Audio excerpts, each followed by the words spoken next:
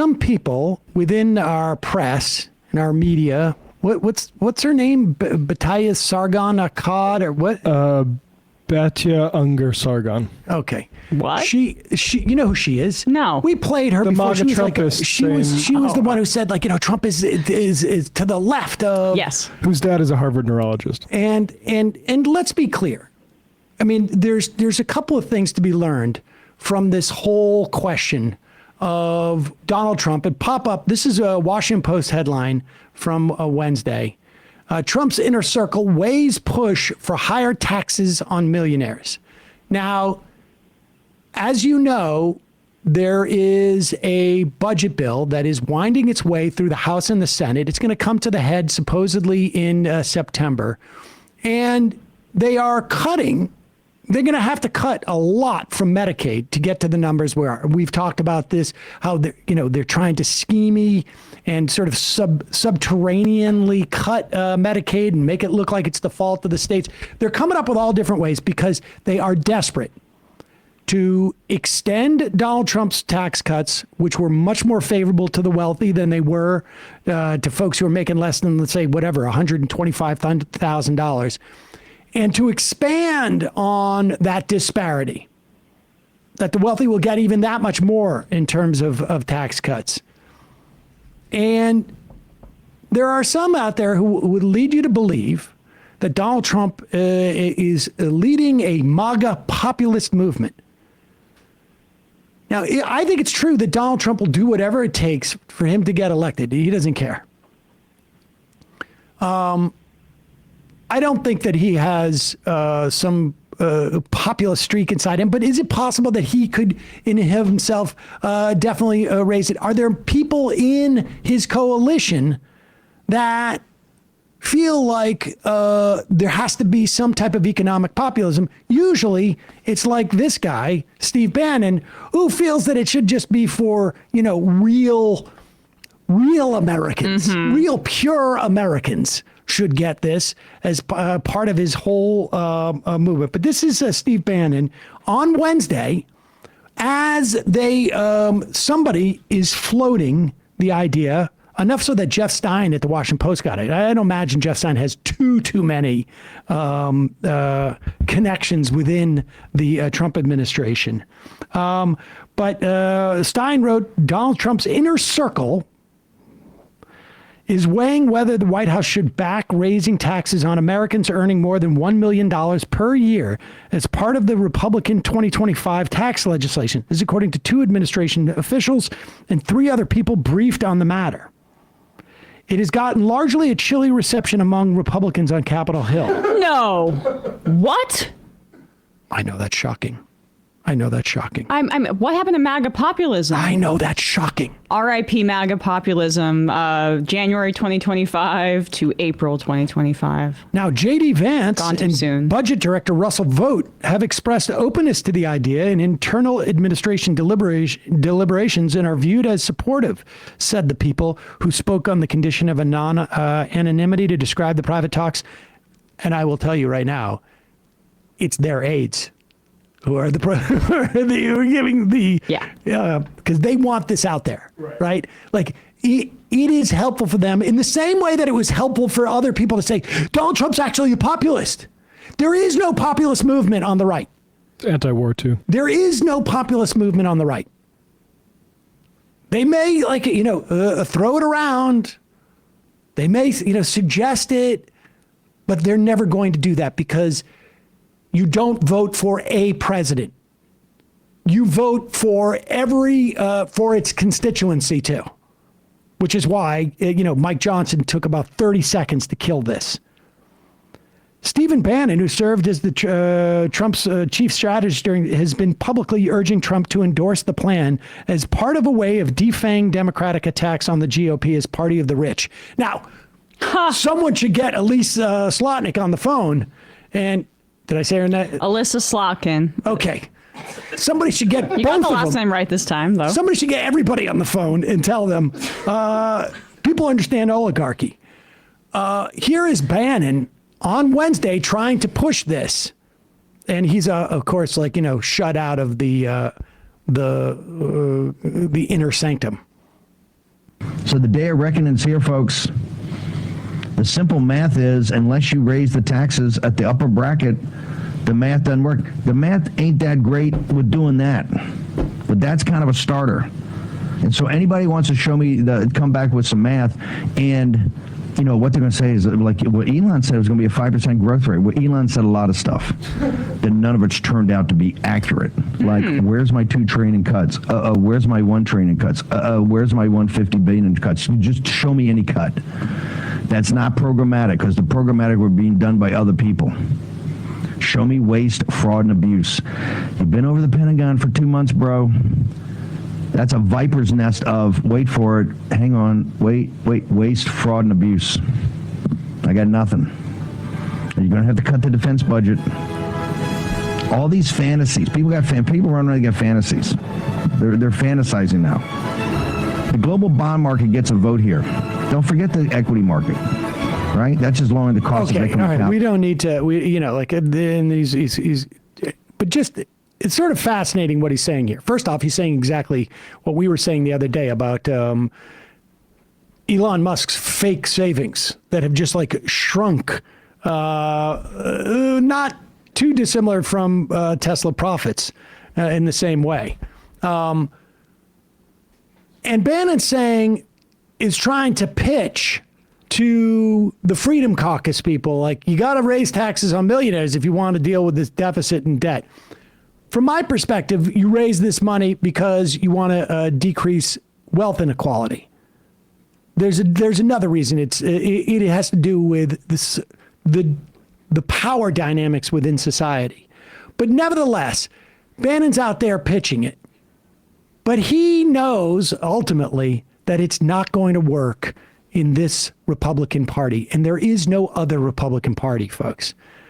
Because Bannon does, like, you know, he's a smarter guy on the right, and obviously he's a white nationalist and has deeply problematic ideas, but he understands that in like fascist movements and far right movements throughout history, like, you know, the Nazis also like offered social programs and employment to people. There's a reason they called themselves the National Socialists, because capitalism was discredited. Exactly. And so like to have success and to build like a far right, and that's their definition of success, like a fascist takeover, you have to at least have that kind of fig leaf and offer that for people. But the Republican Party is completely captured by billionaires and industry, so it's not capable of delivering on that front. Absolutely not. And even in that piece from Jeff Stein, outside Trump advisors Newt Gingrich, Steve Moore, Larry Kudlow have come out strongly against it, arguing the plan undermines the president's promise to cut taxes and will discourage economic growth.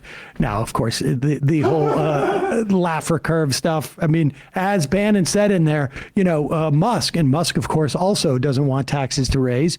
You know, we're going to have 5% growth, my ass. And in addition, Sean Hannity, House Speaker Mike Johnson, Republican Senators Dave McCormick from Pennsylvania, swing state, Ted Cruz from Texas. Yeah. I mean, the list of every sort of poll in the tent of every tent poll of the tent of the Republican Party, which incidentally, we should say ranges from like, fascist rich guy to fascist rich guy who has a slightly different idea of what the party should be. I mean, this is not exactly a mix of, it's not exactly a heterogeneous party. The Republican Party is not going to raise taxes on wealthy people ever. They do not want to disempower wealthy people at all. Here's Gingrich now going around. Like, Gingrich, why are we hearing from him? Because he is the heart of the Republican Party. And lest you believe, here's Gingrich today, right? Gingrich believes Trump has taken the tax off of the wealthy off the table. He is part of the mechanism that runs the Republican Party. And understand, Gingrich is doing this, but if you go back, just to show you like how much of a dupe you have to be to believe that the Republican Party is a populist party. I don't care who the president is. This is how much of a dupe you have to be. There's Gingrich sinking the tax on the wealthy. And by him coming out and understand, he is the one who started the Gingrich revolution. He is the one who oversaw the takeover of Congress for the first time in about 30 years from the Democrats with the Republicans. He is the one who essentially created this movement, conservatism, whether it's the Freedom Caucus or and everything, the Tea Party. These are all essentially grandchildren and children of Newt Gingrich. And this guy was out, one of the point people to sink the idea that they would raise any taxes on a millionaire. Newt worked with Grover Norquist when the contract with America. Yes, and Grover Norquist was the original Tea Party. Grover Norquist was the one who would go in and say, we're going to primary you and we don't care if you don't take a pledge not to raise taxes. This is the bedrock of republicanism. But it was a short 12 and a half years ago, 13 years ago, where Newt Gingrich was attacking Mitt Romney as a vulture capitalist for Bain. Right. People forget this, but Newt Gingrich, more than anybody, loosened up the ground and forced Barack Obama, in many respects, to run against Mitt Romney as a vulture capitalist. Obama's 2012 election was sort of like a coincidental, almost like a de facto populist run, because Mitt Romney was exposed as being like a country club Republican. It was the 47% thing. And he was Obama was very good at campaigning as somebody as more economic populist. Although when he got into power, that's not exactly how he was governing. Nope. But that was effective against Mitt Romney, even as the previous midterm cycle had seen such enormous backlash with the Democrats. He was able to survive that. Was a private equity guy whose private equity firm killed Toys R Us. Yeah. Yes, and Newt Gingrich put out I think he bought time. I think he bought a 30-minute ad, I think it was, that basically went around to the companies that were destroyed and the factory workers who were destroyed by Bain Capital. And then, as soon as that election's over, Google right now, Newt Gingrich, I went too far. To the extent the Republican Party ever uses the veneer populism of populism. Maybe say Romney. Add to the Gingrich list. went too far on the put Romney. Gingrich went too far. Romney, Bain Capital. Yeah. And go to news. Search news. Wait. Go back. Just go back a little bit. You just scroll down. Oh, yeah. Newt explains why he was so wrong. Wait, that wasn't it. It was he ended up going on an apology tour for attacking Romney as a vulture capitalist. In anybody who is like over the age of, 30, should understand that when the Republican starts talking like they're populist, they are full of it. Exactly. Here it is. I crossed the line, is what he said. That was, yes, I crossed the line in Politico. And that was back in I shouldn't have done this. Yes. Newt Gingrich signaled Wednesday that he believes his criticism of Mitt Romney's record at Bain Capital is a mistake, and that he's created an impression that he's echoing Democratic rhetoric. He actually not only echoed Democratic rhetoric, he forced the Democrats to adopt that rhetoric because it was so effective. Yeah. Now, when what's-her-face from Slotkin goes out there, we should pull this up, and says, people aren't going to know what oligarchy is. Really? Did people know what vulture capitalism was? Right. Yeah. Mitt Romney went down in flames when Barack Obama had passed the Affordable Care Act, which was so toxic for Democrats that Republicans ran on that thing for like the next 8 years. Yeah. They still are attacking it. And so the idea that Republicans are in any way populist is a joke. And the idea that B, an anti-oligarchic, would you rather vulture capitalist, whatever it is, attacks aren't helpful to Democrats is just absurd. See, this I hadn't even seen this full quote here. She said Democrats should stop using the term oligarchy, a phrase she says doesn't resonate beyond coastal institutions and just says that the party opposes kings. And to be the way that some of these Democrats speak about the rest of the country is just frankly offensive. Rahm Emanuel is like this too, when he's talking about how, we should be talking about kitchen table issues and basically saying we need to throw trans people under the bus and not defining what kitchen table issues are. As if people don't have the ability to grasp what's important to their life in politics and what isn't. And we know from exit polling that trans issues were not a determining factor in this election whatsoever. The economy was, and Trump was the one guy going out there and saying like, okay, yeah, the economy's not working for people. And his big tariff plan is immediately blowing up in his face and people are already seeing how full of crap he was. But can we pull up the data for progress graphic? She's just wrong on this. She's wrong in her cynical assessment of the American people. And she's the one acting elitist because she's underestimating people's collective understanding of their own material circumstances and of this term. Here it is. Data for progress. What do you know? A majority of voters can correctly identify the definition of oligarchy. There you have it.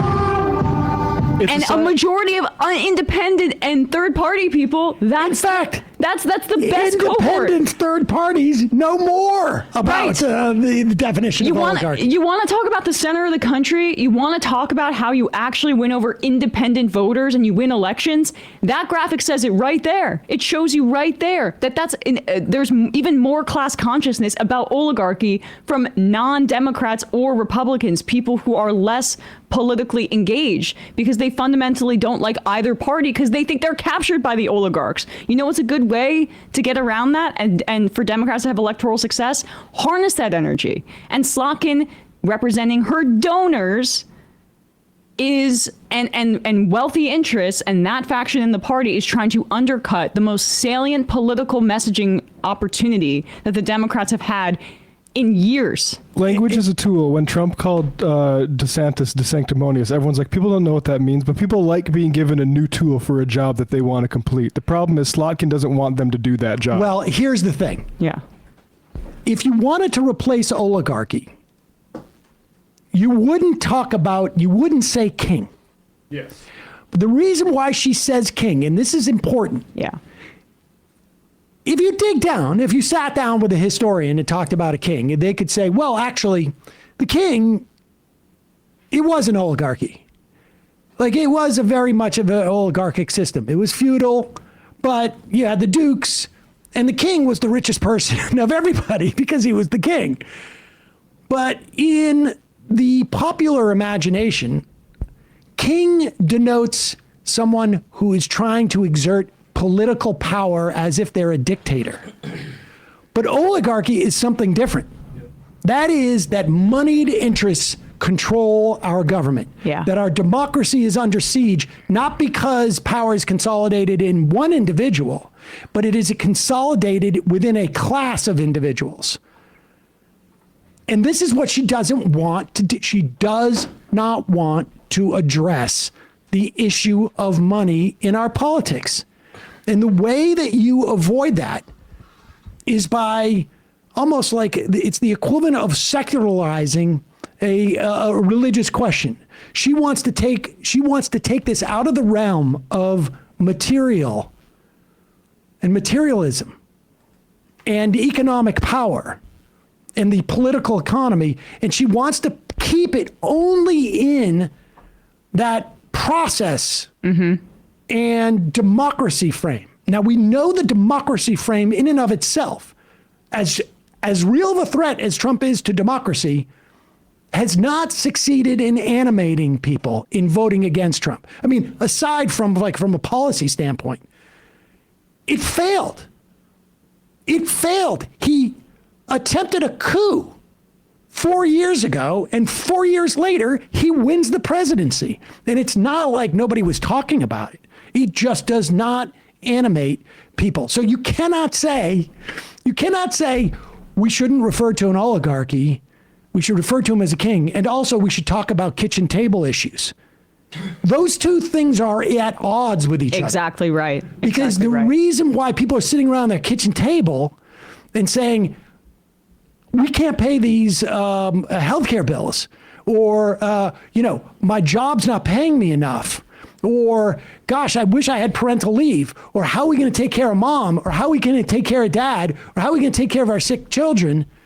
The reason those conversations happen at the kitchen table is not because of a king, because a king can be benevolent. It is because of an oligarchy. And if you want to call it the rich or the rich elite or wealth disparity or money in politics, but it is because our politics are dominated by money, period. Yeah. And the other effect of talking about him as a king is also it's a retread of the exceptionalizing of Donald Trump, also from the Republican Party and from the Republican Project. It's another version of this, which basically shows that it's acting like he's outside of the Republican Party. It's acting like he is acting alone. That's what a king would imply. He's ruling as a monarch, as opposed to a part of a structure that is oppressing people. And if you want to beat the Republicans, you have to tie Donald Trump to that structure. So what are the Republicans if he's a king? 100%. 100%. I mean, and that is, it is just so frustrating on so many different levels, which is that she is doing both a disservice to the Democrats and harnessing this message for electoral gains, but also doing a disservice in terms of killing the Republican brand, because the Democrats' brand is in the shitter right now. It has the lowest approval rating since in 30, 40 years. And so how do you do that? You harness this particular energy, and she's trying to undercut that. And she's not alone, obviously. But I do think it's interesting that Rahm Emanuel is going out there and doing all this media with Dick Durbin retiring, by the way. Good point. Buckets and Buckets says that in that poll, only 36% felt they could define oligarchy. Yes, but this question is, without looking it up, if you had to guess, which whenever you hear something you don't know what it is, you instinctively guess. Which of the following best describes what you believe an oligarchy is? And again, these numbers represent a government where power is concentrated in the hands of a small, wealthy elite. That works. Republicans are the only people who can't get above 50%. That tracks. You don't replace that word with kings unless you specifically want to avoid addressing the political economy of our country. And you want to keep it strictly into almost a bloodless argument about democracy. And we had Abdul Al-Sayed on the show yesterday, who's running for Senate in Michigan. He's obviously my preferred candidate. Bernie endorsed him immediately. There's also Mallory McMorrow, who is the state senator who's running in that race. But the most important thing is to defeat Haley Stevens is her last name. Haley Stevens, the Zionist or whatever, the one that's taking enormous amounts of AIPAC money and going over the top. Promising a blank check. Yeah, going over the top and saying no conditions on aid to Israel, unlimited, going over the top on that front. And Michigan, with now that it's become a more blue state and there's been hard work going into that, they do not deserve to have two senators who are this centrist and this conservative as Democrats. So just be mindful of that, because if it's not Abdul al-Sayed, I like Mallory McMorrow would be better. So just keep that in mind, because that would be just a total disservice, honestly, if that's what happens. It would be a shame. I mean, everyone from us to PodSave is on the Sayed Nice. Abdul al-Sayed thing. Yeah. Also, one last clip on that whole Donald Trump as a populist thing. This is just a reminder.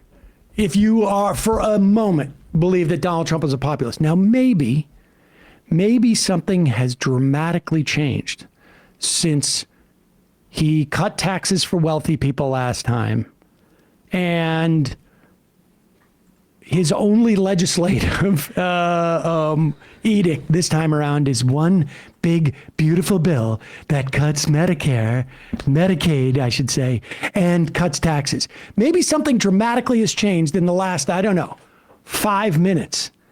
But I will remind you that the first thing he did when he won in 2016 was he ditched the press and he went straight down to a restaurant in New York City. I don't know if it's still there. I didn't even know about it at the time, called the 21 Club. And it was like one of the most high-end restaurants in the country. Now, this video is going to be pretty low res because we got it from some... the only place I could find it, honestly, searching for it, was on this show called The Majority Report. It was some geek wearing a sweater vest. Yeah, this is rough. I mean, were you trying to consciously dress like Rick Santorum during this time period? I had the sweater's vest before he did. I just want to say that. That's a good thing. Anyway. Yeah. Rick Santorum's stealing from me. I would get too warm in the studio, and but there was an in between. Understood. It was a little bit cold coming to the office. Anyways, this is what Donald Trump. He went to the 21 Club, and listen to literally his first thing when he gets elected. You don't worry. Thank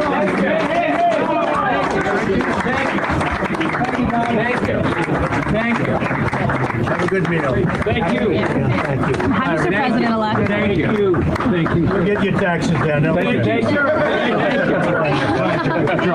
you. Look at all those normal people with their diamond necklaces. It's the public. Yeah, there's the public. He's out meeting and greeting the public. Mr. President-elect. Mr. President-elect, no heads up for the media, sir. He snuck in. He didn't even apparently he didn't tell the media. He just went there and you know who was probably sitting in there? It was probably Howard Lutnick. Probably. Having a Chateaubriand, whatever that fancy piece of steak is. I don't even know what you're talking about. I don't know either. A what? Oh, it's permanently closed, the 21 Club. It did? Looks like it. That's such a shame. New York City. That's why I go down to Mar-a-Lago. That might be out of date. I'm not sure. They haven't updated. Hey, folks, don't forget to hit the subscribe button and check out our daily show. We do it every day at 12 p.m. Eastern for about 2.5 hours. We even take phone calls. You should check that out.